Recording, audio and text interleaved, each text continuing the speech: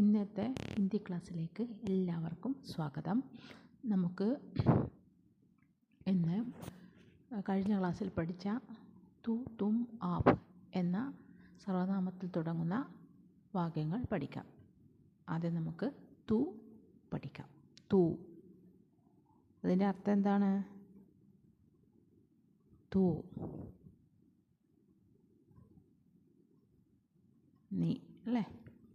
അപ്പം ഇത് വെച്ചിട്ട് നമുക്ക് കുറച്ച് മലയാള വാക്കുകൾ പറയാം. ഇവിടെ ഞാൻ എഴുതാം. നീ വാ, നീ വാ. നമ്മൾ സാധാരണ ഉപയോഗിക്കുന്ന വാക്യങ്ങളാണ് ഇതൊക്കെ അല്ലേ? നീ വാ, അത് നമുക്ക് എങ്ങനെയാണ് ഹിന്ദിയിൽ മാറ്റാം? തൂ ആ ഉണ്ടോ? തൂ ആ. അപ്പോൾ നീ വാ എന്ന് പറഞ്ഞു കഴിഞ്ഞാൽ ഹിന്ദിയിൽ പറയുമ്പോൾ എന്തായി മാറുന്നു? തൂ ആ. ഇനി അടുത്തത് നമുക്ക് വേറെ ചോദിക്കാം, വേറെ നോക്കാം. നീ വാ, നീ നടക്ക്, നീ നടക്ക്. അത് നമുക്ക് ഹിന്ദിയിലേക്ക് മാറ്റുമ്പോൾ എന്തായി മാറും? നടക്കുക എന്ന വാക്കിൻ്റെ നടക്കുക എന്ന് ഹിന്ദിയിൽ എങ്ങനെയാണ് പറയുക? അറിയാമോ? ചലന എന്ന് പറയും കേട്ടോ.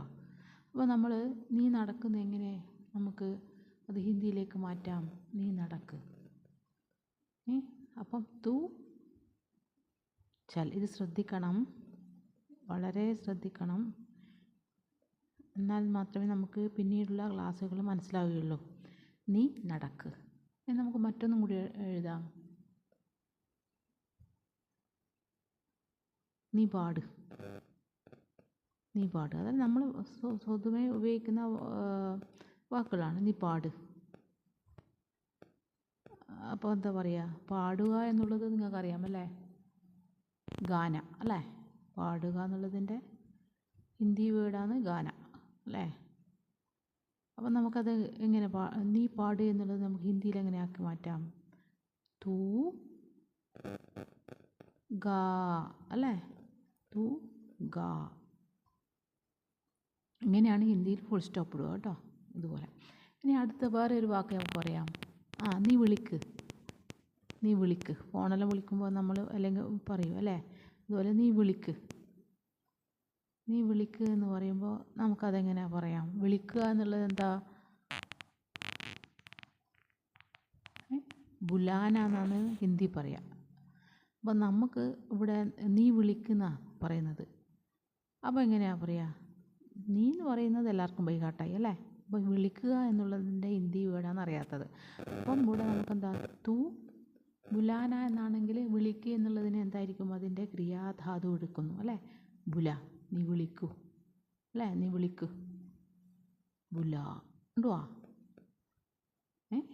മൂലധാതു, ക്രിയാധാതു, ഇതൊക്കെ ക്രിയാധാതുക്കളാണ്. ഇത് ഇപ്പം ഞാൻ നിങ്ങളതൊന്നും പറഞ്ഞ് പേടിപ്പിക്കുന്നില്ല, നിങ്ങളിത് മനസ്സിലാക്കിയെടുക്കുക. ഇനി നമുക്ക് മറ്റൊരു വാക്ക് പറയാം. നിങ്ങൾക്കും പറയാം കേട്ടോ.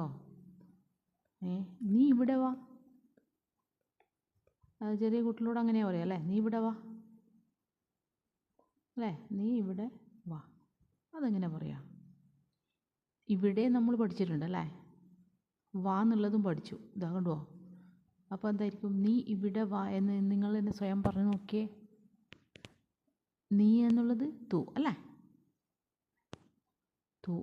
ഇവിടെ എന്നുള്ളത് എന്തെങ്കിലും പഠിച്ചേ? നമ്മൾ മുന്നേ പഠിച്ചിട്ടുണ്ടായിരുന്നല്ലേ?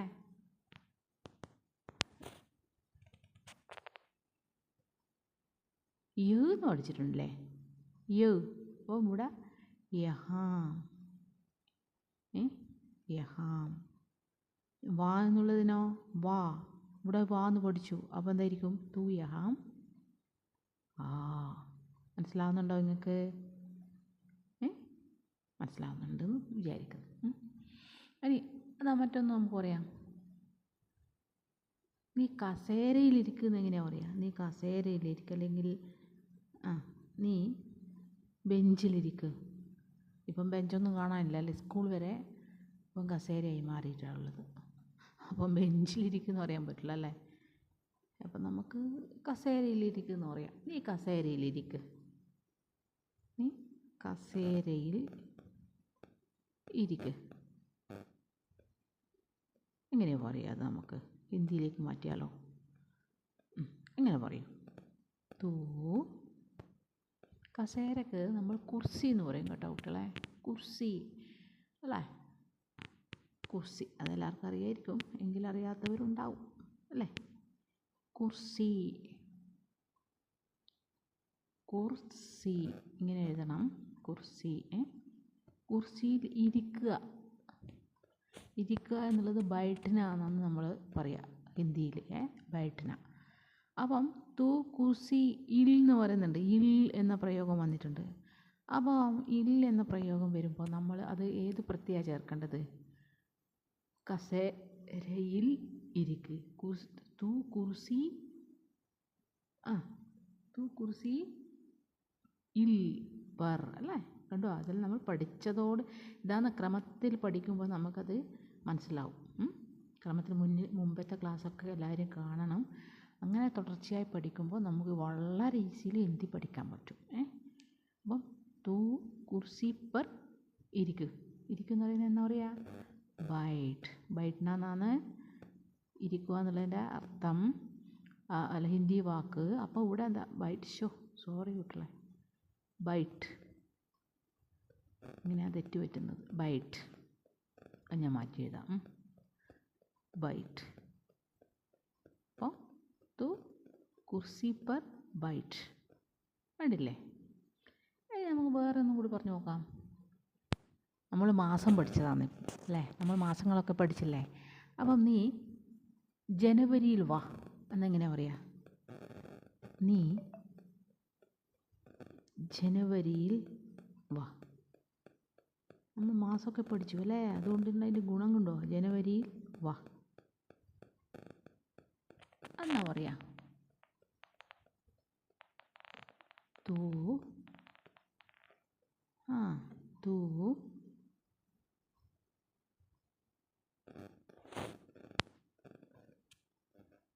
അല്ല ജനുവരി മാസം അല്ല, ജനുവരി മാസം എന്നും പറയാം.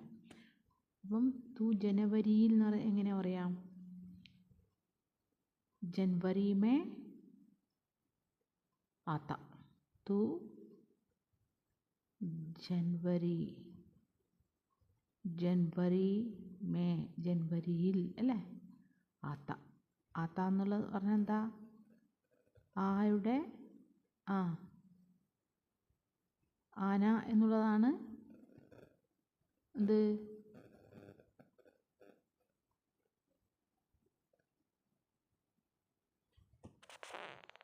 വരിക എന്നുള്ളതിൻ്റെ ഹിന്ദി വാക്ക്. അപ്പം നമുക്കിവിടെ എന്താ? നീ ജനുവരിയിൽ വാ. തൂ ജനുവരി ആത്ത. നീ വരിക അല്ലേ? വാ, വരൂ എന്നുള്ള അർത്ഥം അല്ലേ? നീ ജനുവരിയിൽ വരൂ. അല്ലേ? തൂ ജനുവരി മേ ആത്ത. ജനുവരിയിൽ വരൂ. നീ ഉറങ്ങ്. എങ്ങനെ പറയാം? നീ ഉറങ്ങ്. ഉറങ്ങുന്നതിന് ഹിന്ദിയിൽ എന്താ പറയുക? സോന അല്ലേ? സോന. അപ്പോൾ നമ്മളെങ്ങനെ അത് ഹിന്ദിയിലേക്ക് മാറ്റും? നീ എന്ന് പറയുമ്പോൾ തൂന്ന് മനസ്സിലായി. ഉറങ്ങുക, സോന. അപ്പോൾ എന്താ പറയുക? നീ ഉറങ്ങ്. സോ ഉണ്ടാ? നീ ഉറങ്ങ്. തൂ സോ, നീ ഉറങ്ങ് എന്നതിൻ്റെ അർത്ഥം. അപ്പം വേറെ നിങ്ങൾക്ക് ഇതുപോലെ ഉണ്ടാക്കാൻ പറ്റൂലേ? നീ ഒരു പാട്ട് പാടുന്ന എങ്ങനെയാ പറയുക? നീ ഒരു പാട്ട് പാട്. നീ ഒരു പാട്ട് പാട്. അങ്ങനെ പറയാ? നീ ഒരു പാട്ട് പാട്. അങ്ങനെ പറയാം.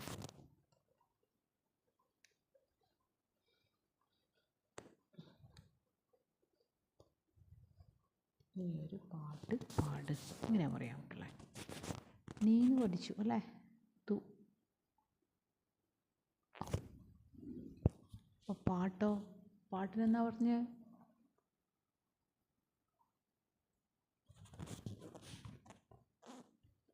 നമ്മൾ ഒരു എന്ന് പറഞ്ഞാൽ പഠിച്ചില്ലേ? ഏക്ക് എന്ന് പറഞ്ഞാൽ എന്നാ? ഒന്ന് എന്ന് പഠിച്ചല്ലേ? ഏക് ദോ തീൻ ചാർ പാഞ്ച് സാത് ആറ് നൗ, ഇതൊക്കെ പഠിച്ചതല്ലേ? എല്ലാവരും പഠിച്ചെന്ന് വിചാരിക്കുന്നു. അല്ലേ ഞാൻ മാത്രമേ പഠിച്ചിട്ടുള്ളൂ എന്ന് എനിക്കറിയില്ല. നിങ്ങൾ പഠിച്ചിട്ടുണ്ടാവും എന്ന് വിചാരിക്കുന്നു. അപ്പോൾ നീ ഒരു പാട്ട് പാട്. നീ ഒരു എന്ന് പറയുമ്പോൾ എന്താ വരിക? തൂ കണ്ട മുന്നേ പഠിച്ചതിൻ്റെ പ്രയോഗം ഇതല്ല. അതുകൊണ്ട് ആദ്യം പഠിച്ചത് ഈസിയായി വരും. ഇപ്പോൾ പഠിച്ചു കഴിഞ്ഞാൽ നമുക്ക് ഇതൊക്കെ എഴുതാനും പഠിക്കാനും എളുപ്പമായി വരും, മനസ്സിലാക്കാനും.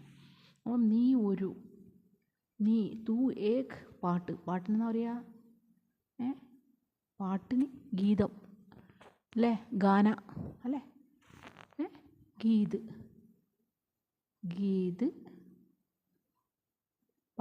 പാടുന്നതിന് നേരത്തെ എന്തോ പറഞ്ഞിട്ടുണ്ട്. ഇതാ നീ പാട്, തൂ ഗാ. അപ്പോൾ ഇവിടെ എന്താ വരിക? നീ ഒരു പാട്ട് പാടുന്ന പറയുമ്പോൾ തൂ ഏക് ഗീത് ഗാ അല്ലേ? ഇവിടെ ഇതാ തൂ ഏക് ഗീത് ഗാ അല്ലേ? നീ ഒരു പാട്ട് പാട് എന്ന് നമുക്ക് മനസ്സിലായി. അപ്പം നമുക്ക് മലയാളത്തിൽ നിന്നും ഹിന്ദിയിലേക്ക് നമുക്ക് ഇതേ രൂപത്തിൽ എഴുതി പഠിക്കാം. നമുക്ക് മനസ്സിലാക്കി പഠിക്കാം. അപ്പം ഇതൊക്കെ കാണുമ്പോൾ വളരെ എളുപ്പമായി തോന്നും. പക്ഷേ എളുപ്പമാവണമെങ്കിൽ നിങ്ങൾ നന്നായി പഠിക്കുക കൂടി വേണം. ഓക്കെ.